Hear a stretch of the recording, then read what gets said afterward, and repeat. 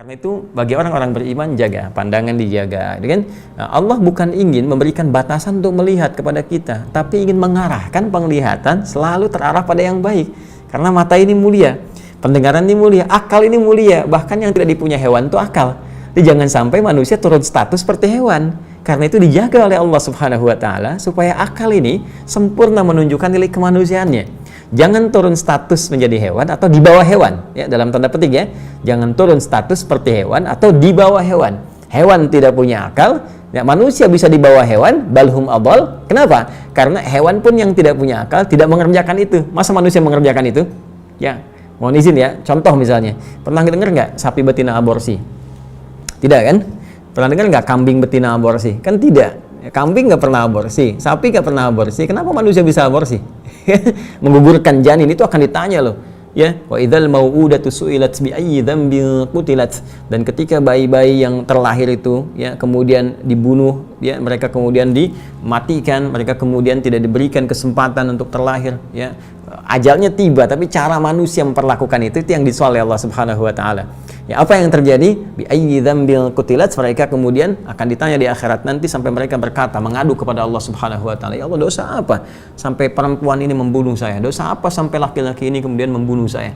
Ya, dulu Firaun, sefiraun-firaunnya, ya, dalam tanda petik, Firaun, sefiraun-firaunnya itu nunggu dulu, ya, perempuannya, ibunya lahiran, anaknya keluar, nunggu dulu dilihat laki-laki apa perempuan.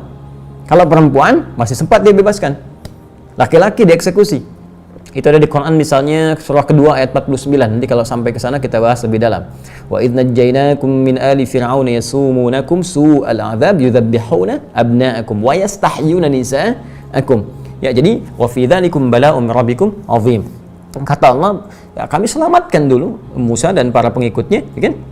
Bagaimana kami selamatkan kalian semua dari kekejaman Firaun. Gitu, kalau su'al azab itu kalau ada siksaan yang keji, ini yang keji kata Allah tuh. Yang paling keji itu ini. Ya, perempuannya sedang hamil mengandung, kemudian diintai, diawasi, ya, dan didampingi oleh algojo. Ketika lahir kemudian perempuan dia bebaskan. Kalau laki-laki dia sembelih di hadapan ibu yang baru melahirkannya. Itu disebut oleh Al-Qur'an sebagai siksa yang paling keji.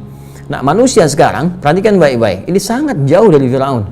Ya, sangat jauh. Firaun, sefiraun-firaunnya itu masih menunggu bayinya lahir, perempuan bebas. Manusia sekarang, dia nggak peduli lahir laki-laki atau perempuan.